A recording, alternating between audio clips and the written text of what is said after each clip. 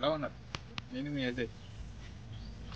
ఈరోజు మన fast bowling సిరీస్లో అసలు ఫస్ట్ ఫాస్ట్ బౌలింగ్ అంటే ఏంటో తెలుసుకుందాం, అండ్ ఫాస్ట్ బౌలింగ్ మనం పేస్ ఇంకా వేయలేకపోతున్నాం కూడా తెలుసుకుందాం. ఓకేనా? మన యూట్యూబ్లో చూసినట్టుగైతే అంతా ఫాస్ట్ బౌలింగ్ గురించి హిందీ అండ్ ఇంగ్లీష్లో ఉంటున్నాయి, కానీ తెలుగులో దొరకట్లేదు. సో నేను చాలా కాలం సెర్చ్ చేశాను, కానీ ఒకటి రెండు ఛానల్స్ వాళ్ళు క్లారిటీ చెప్పలేకపోతున్నారు. జస్ట్ ఇది మిస్టేక్ అని చెప్తున్నారు, కానీ అది ఎలా రెక్టిఫై చేసుకోవాలి, దాని నుంచి మనం ఎలా ఆ పేస్ ఇంక్రీజ్ చేసుకొని చెప్పలేకపోతున్నారు ఎవరో కూడా. సో యూట్యూబ్ అందుకే నేను స్టార్ట్ చేయడం మెయిన్ కారణం అదే. ఎందుకంటే నేను ఏదైతే కష్టం అనుభవించానో సో అది అందరికీ రాకుండా చాలా మంది ట్రై చేద్దాం అనుకున్నా సరే సెట్ అవ్వట్లేదు. సో అందుకని నేను ట్రై చేస్తున్నాను. నేను ఏదైతే నోయిడా వెళ్ళి నేర్చుకుని వచ్చిన విషయాలు అది మనకు దగ్గరగా మీకు తెలుగులో క్లారిటీగా అర్థమయ్యేది చెప్పడానికి నా ఈ ప్రయత్నం. అందుకే నేను యూట్యూబ్ స్టార్ట్ చేశాను. మీకు లేట్ చేయకుండా వీడియోలోకి వెళ్ళిపోదాం. ఎంతవరకు వీడియో చూస్తున్నారంటే మీకు ఇన్ఫర్మేటివ్గా వీడియో అనిపిస్తుంది కాబట్టి మీరు ఎంతవరకు చూస్తున్నారు. సో దయచేసి లైక్ చేసి షేర్ చేయండి మీ ఫ్రెండ్స్ అందరికీ, అండ్ సబ్స్క్రైబ్ కూడా చేసుకోండి. బెల్ ఐకాన్ని ఓపెన్ చేసి పెట్టుకోండి. నా ఏ వీడియోని మీకు ప్రతిదీ మీ నోటిఫికేషన్ రూపంలో వస్తుంది. అండ్ క్రికెట్ని మీరు ఎంత నాకు బాగా సపోర్ట్ చేస్తే మన ఛానల్ని ఎంత బాగా ఇంప్రూవ్ చేస్తే అంత బాగా క్రికెట్ని మన మధ్యకి గల్లీ క్రికెట్ అంటే ఫాస్ట్ ప్రొఫెషనల్ క్రికెట్ గురించి కూడా రెండింటి గురించి చెప్తాను. సో మన మధ్యకి అంతవరకు తీసుకెళ్తాను. So let's go in video. అసలు మొదటిగా ఫాస్ట్ బౌలింగ్ అంటే ఏంటంటే, ఫాస్ట్ బౌలింగ్ డెఫినేషన్ ఏంటంటే ఫస్ట్ మనం ఏదైతే రన్అప్ ఉంటుందో అది మెయిన్ చాలా ఇంపార్టెంట్. ఫాస్ట్ బౌలర్ రన్అప్ అనేది మన 15 to 20 కిలోమీటర్ స్పీడ్తో మెయింటైన్ చేస్తూ రన్అప్ ప్రథమ రావాలి. సో వచ్చిన తర్వాత మనం ఎప్పుడైతే జంప్ తీసుకునే ముందు యాక్షన్ హోల్డ్ చేయాలి. చాలా మంది మనం చేసే తప్పు ఏంటంటే ఫస్ట్ ఈ హ్యాండ్ తీసుకొచ్చి ఈ చెయ్యిన తర్వాత సెకండ్ తీసుకొస్తాం. సో అలా కాకుండా ఇలా యాక్షన్ హోల్డ్ చేయాలి. యాక్షన్ హోల్డ్ చేయకుండా మనం కొలాప్స్ అయిపోవడం వల్ల అదొక మైనస్ ఉంటుంది. సో యాక్షన్ హోల్డ్ చేసిన తర్వాత మనం ఎప్పుడైతే బ్యాక్ ఫుట్ మీద ల్యాండ్ అయినప్పుడు అట్ ఏ టైం ఇలా రావాలి. ఈ బ్యాక్ ఫుట్ మీద ల్యాండ్ అయిన తర్వాత ఈ నాన్ బౌలింగ్ ఆమ్ అనేది దీన్ని నాన్ బౌలింగ్ ఆమ్ అంటారు. నాన్ బౌలింగ్ ఆము అండ్ ఈ ఆమ్ బౌలింగ్ ఆము ఇలా రావాలి. ఎంత వీలైతే అంత పైకి రావాలి. వచ్చిన తర్వాత ఈ బ్రేస్ లెగ్ అవ్వాలి ఇది ఇలా, అండ్ ఈ రెండు టైమింగ్ కూడా రావాలి.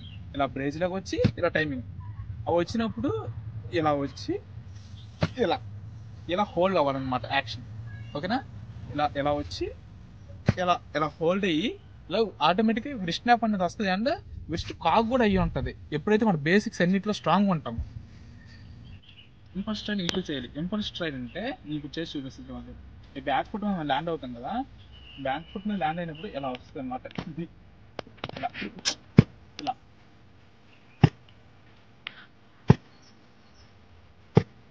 ఇది ఇంపల్స్ స్ట్రైన్ అనమాట. సో ఎప్పుడైతే ఇది ఇంప్రూవ్ అవుతుందో ఆటోమేటిక్ మీకు 5 టైం ఇంప్రూవ్ అవుతుంది. ఎందుకంటే మీకు ఈ టైమింగ్ ఇంప్రూవ్ అవుతుంది, అండ్ బ్రేస్ ల్యాగ్ కూడా ఇంపల్స్ స్ట్రైన్ కూడా ఇది చేయడం వల్ల 3 స్టెప్స్ మీకు కవర్ అయిపోతాయి, 3 మిస్టేక్స్ కవర్ అయిపోతాయి.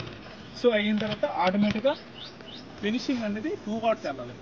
కొంతమంది ఫినిష్ అయిపోయిన తర్వాత ఇలా ఆగిపోతుండడం, లేదా ఫినిషింగ్ జస్ట్ ఫుట్టేసి ఆగిపోవడం, లేకపోతే ఈ సైడ్కి వెళ్ళిపోవడం, లేకపోతే ఇటుపక్క డేంజర్ అందులోకి వెళ్ళిపోవడం చేస్తుంటారు.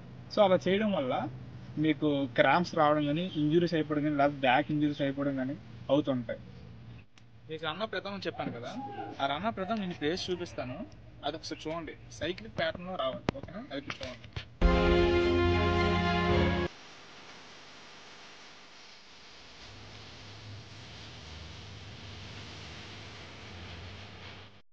చూసిన విధంగా ఏదైతే నేను రన్నప్ అయితే చూపించానో ఆ విధంగా మీకు సైక్లిక్ మోషన్లో రావాలి రన్నప్ అని.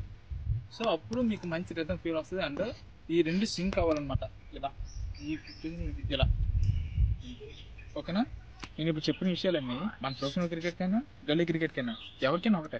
అదే మన గల్లీ క్రికెట్లో ఇంప్లిమెంటేషన్ చేస్తే ఇంకా మీకు ఎక్కువ, అంటే అన్నీ ఇంప్లిమెంటేషన్ చేయలేకపోయినా కొన్ని ఇంప్లిమెంటేషన్ చేసినా సరే మీ పేస్ ఖచ్చితంగా చాలా ఎక్కువ పెరుగుతుంది.